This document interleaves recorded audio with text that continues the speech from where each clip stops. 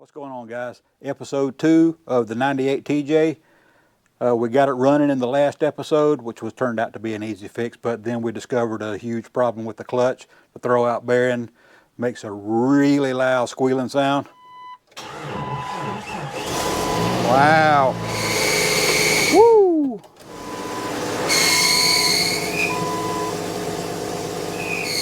Yeah, that thing squeals louder than Ned Beatty on a canoe trip. But let's dig into it and get this thing fixed so my brother-in-law can drive it home.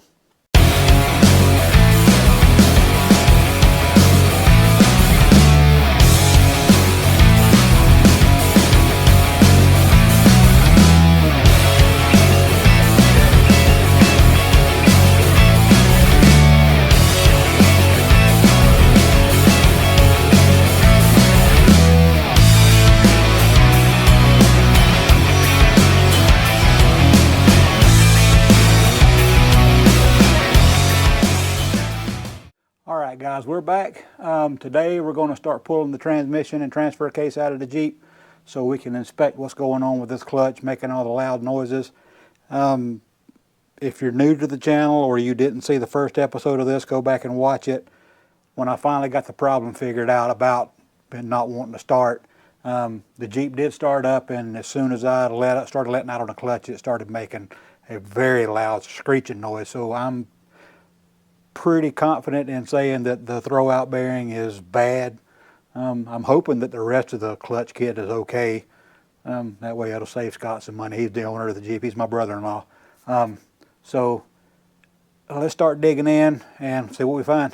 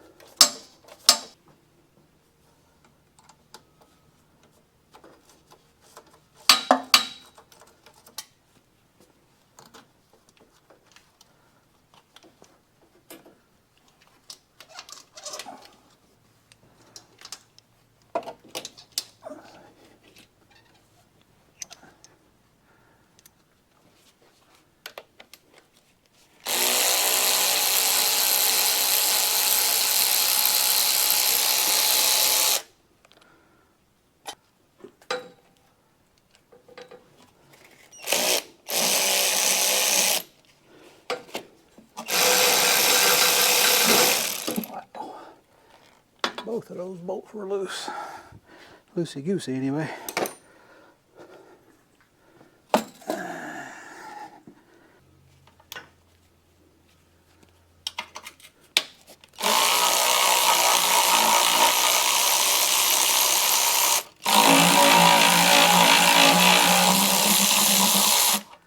Okay, here's where things may get a little bit different from what you may have in your Jeep.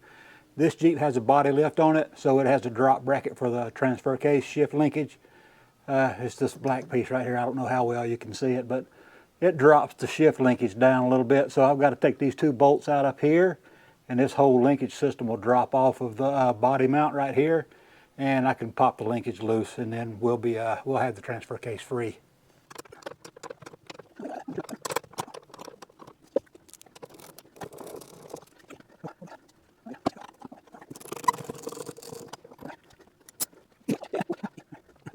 Okay.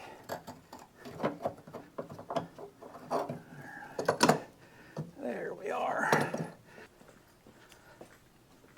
Ow. I swear. There we are. Now, that is loose. Hang it up there. Now, the other thing that's different on this one that may be different from yours is there's a little shifter handle extension up in here, and it's got set screws in it. So I'm going to do my best to not strip these out.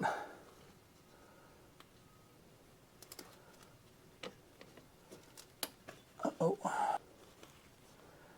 Come on. Oh no, come on.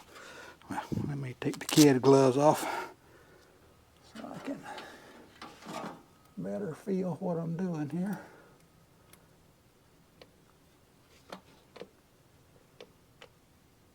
Oh boy, that does not want to turn. How about the one on this side?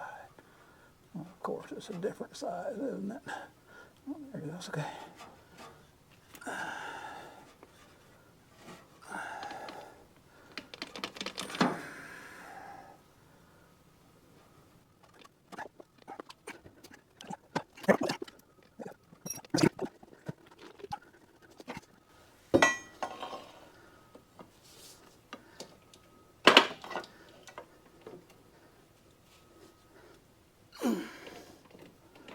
Well, I guess I'm just going to have to be taking the shifter out of the top of it, out of the top of the transmission, because that thing does not want to play nice with me. So I'm not going to sit here and try to fight it. Alrighty. While the camera was off, gave it a little gentle persuasion and was able to get it loose. So now we got to take the wiring loose, which is really not much. It's the speedometer cable and whatever this dealio is, and the shift indicator plug right here. I don't know if you can see that or not. There we go. I think I'll probably need to slide this jack back a little bit. So let me reposition that. I don't know if you guys can see that top bell housing bolt. There are two top bell housing bolts. They'll take a special socket. It's an external Torx. It's an E12. Okay, to make this easier to get to, you're going to need a couple of extensions. So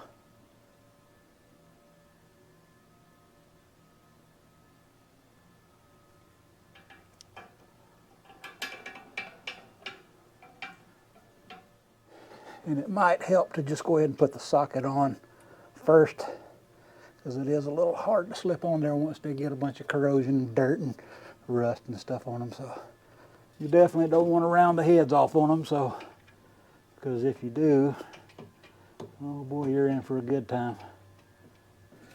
Come on.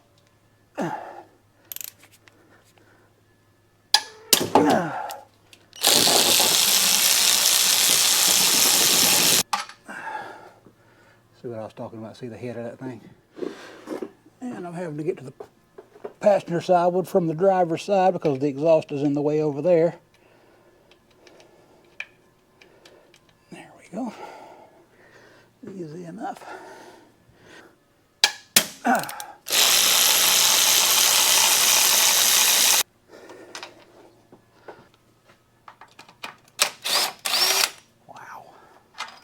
That wasn't even tight either. Whew.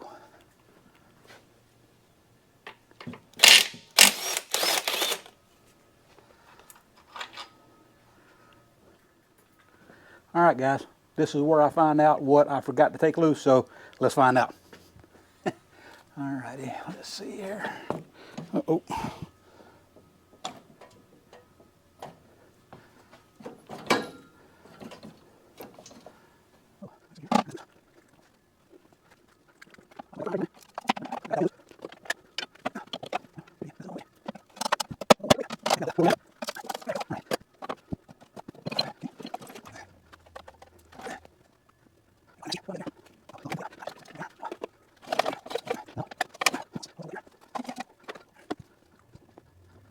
I think I need to lift up. Oh, I need to let down a little on the motor. Maybe lift up a little more on that.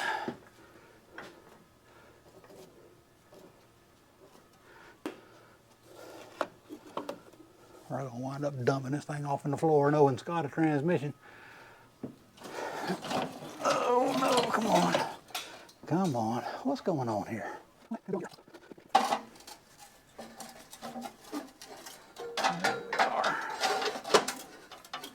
There. Just didn't want to come off the dowel pin. All right.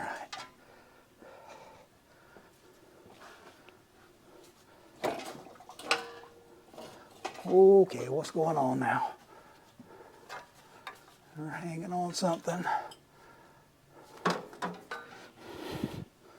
The exhaust a little bit, but shouldn't be that bad. Oh, wow. No wonder it's got an exhaust leak. Jeez.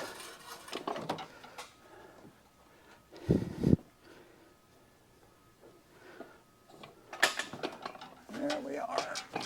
Oh, the shifter is in the hole up there. That's what's keeping me from moving rearward. There we are. There we go. Okay. Now we've got it loose. There we are. Now we're clear of the exhaust. We're clear of everything. Uh-oh.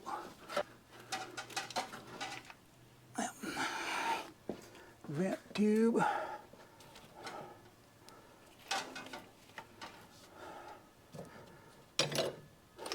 That's all that's holding us right now, just a vent tube. So, well, that clutch looks like it's fairly new. Anyway, let's vent tube. All right, got the vent tube taken loose, so we should be able to just drop her on down. I say that. Then we'll find the next thing I forgot to unhook. Hey, look at there. All right. Oh, yeah. Well, okay. I have found the source of our noise. Clutch fork was dragging on the pressure plate. Pressure plate looks fine. It's just got a few scratches on it. But I am probably going to want to replace that. That's a failure point. The throwout bearing is indeed completely falling apart. Just lost all the ball bearings out of it. It's just, and it's melted. It's really, yeah. So at least we know that's the cause of our noise. But all right, let's check out this clutch. From what I'm seeing, I don't really see anything that's disturbing to me. Oh, there we go. You can see the clutch has plenty of material left on it. I can see reliefs in the clutch material, in the clutch friction material. So I'd say that clutch has still got plenty of life left in it. It's got a few scratches on it right here, but I mean, it's nothing really that I would think is concerning. So I believe we got lucky, and all we're going to have to replace is just the throwout bearing and the clutch fork. So let's get to doing that. So we're going to get all this junk out of here. That's pretty wore out. Broke. What that came off of, but oh, it came off the back side of the piece there. All right, let me get something to scrape this stuff out with.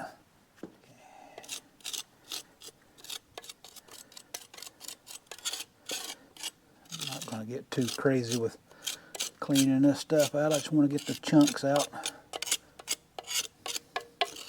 And all these ball bearings.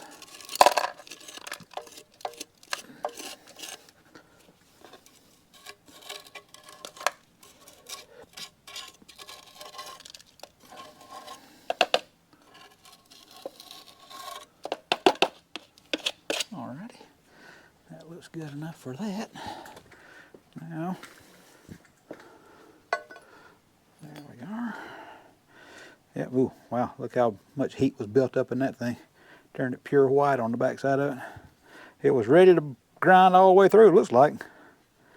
But anyway, okay, so I got to remember, I got to put these slots to the outside. Oh, wow, there's still more of that release bearing up in here. I think that's it. Get that stuff off. Clean that off. So we can put some fresh grease on it. So it'll slide nice and easy. Put just a little bit of grease on there so it's not dry metal, rubbing dry metal. Don't want to get too crazy with it. Just enough. Alright, so we got a new clutch fork from O'Reilly. Yeah, that one looks a little better than what we took out. Alright, now this side doesn't need any grease because we've got this little nylon ball there, but I might put me a little dollop of grease in there for the clutch slave cylinder. Alright, we got a National Bearings brand throwout bearing. That last one seemed like it was kind of cheap. I think someone might have put a new clutch in this thing at one point. Now that's just me speculating. Because some of the clutch kits that you get, I mean, they'll actually come with a decent clutch disc and pressure plate, but the release bearings are, well, they leave a lot to be desired. So a lot of times when you just go buy the release bearing by itself, it'll be a higher quality piece than what comes in the kits. So let's open this up and see what we got. So let's see what we've got.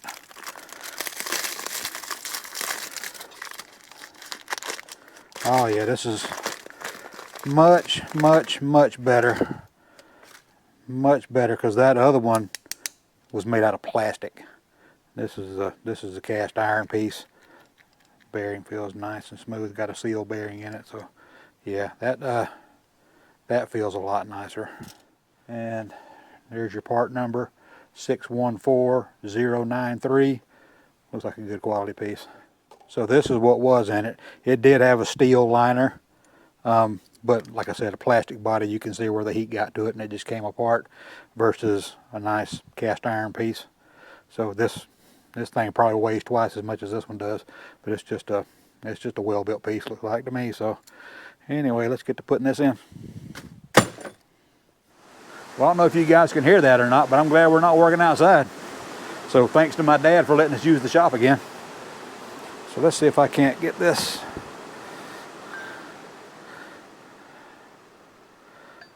I'm sure that thing has to go in. Oh, it slips on. Like that, yeah. You need to clear off a spot on your work table. Is that what this is? That make it easy. I thought this was a storage shelf. Okay, what is going on here? Okay.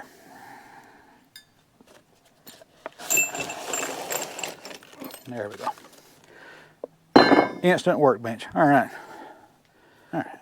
I'll take Wendy's advice and see about getting a hook tool in there. Would it be wrong to clamp that down so you're not having to force the moving part? You might be right.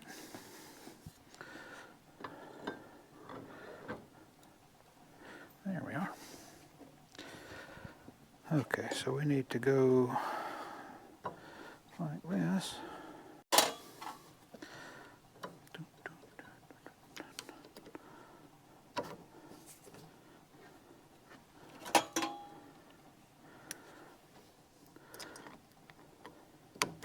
There we are. There's that one. Now. Okay, well.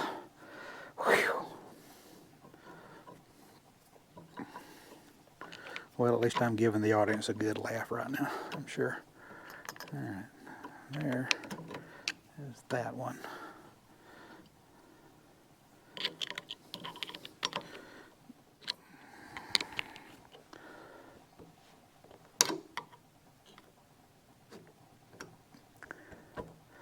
Come on, go.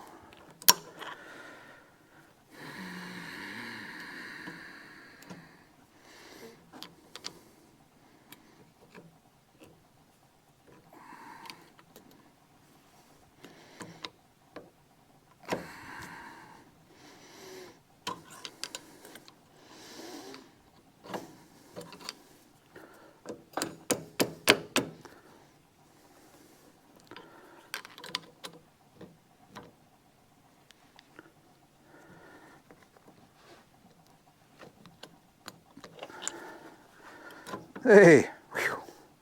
There we go. Whew. Man, that was kind of tough, but anyway, that's probably not how you do it, but it worked for me. Put just a little bit of grease on the inside of this bore. Not a lot, just want to put a little bit in there. Just enough to coat it. So it'll slide nice and easy. Just let her slide on there. Good. There we are. All right, we can go ahead and start putting it back up in place.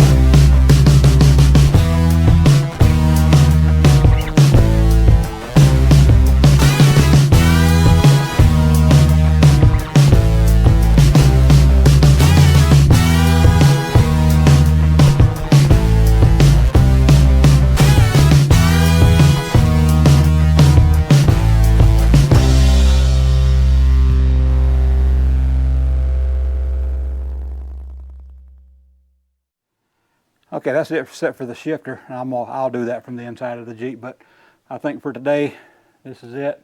It's almost 3 o'clock. We've got an engagement to go to tonight. And I'd like to rest before I do that, so I'll catch you in the next clip where we're hopefully driving this thing.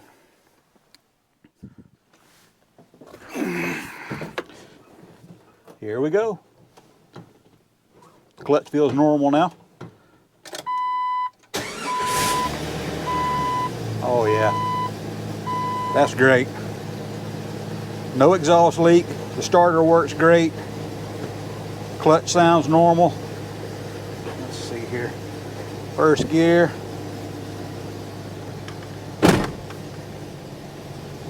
All right.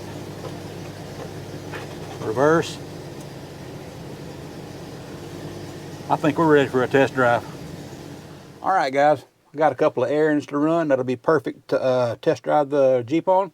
We got to go to O'Reilly and get the core charged back for the new starter I put on. And I've got to go to the grocery store to pick up some lunches. So let's go drive. Man, this thing starts up so much nicer. No more exhaust leak. That's even better. Okay. It's going to be different driving this thing from the JK.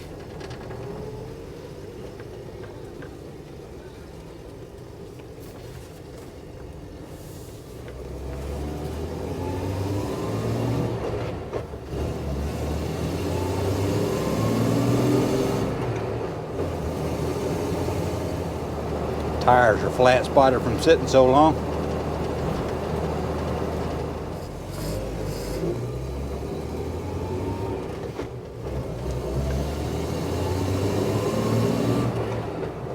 The last time I worked on this Jeep, we discovered that it had a 307 gear in the rear axle, which is pretty common for the early TJs. But someone had swapped in, I don't know, an XJ or a ZJ front axle. It's a low pinion Dana 30, and it had 355 gears in it, so that's not good.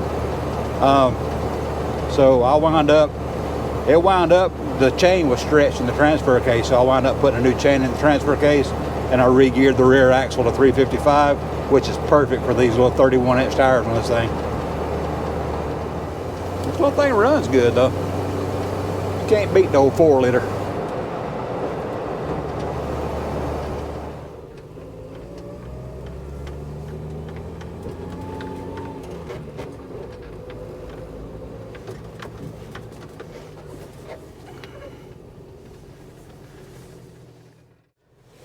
Okay, got our $25 core charge back, and let's get to rolling.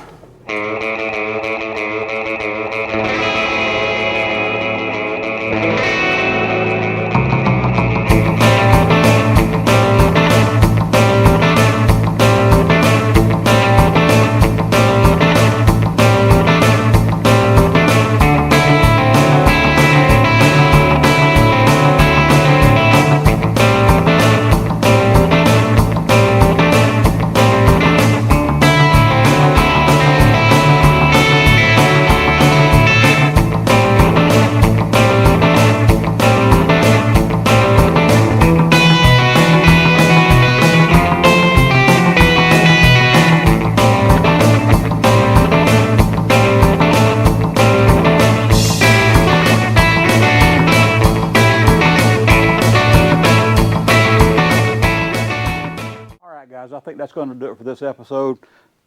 Old Jeep seems like it's running and driving just fine now, and I don't have any hesitation of letting Scott drive it back to South Carolina. They're coming in for this weekend for Christmas, and he's going to drive it back home with him, and then it's off to the next project. So we'll see you next time.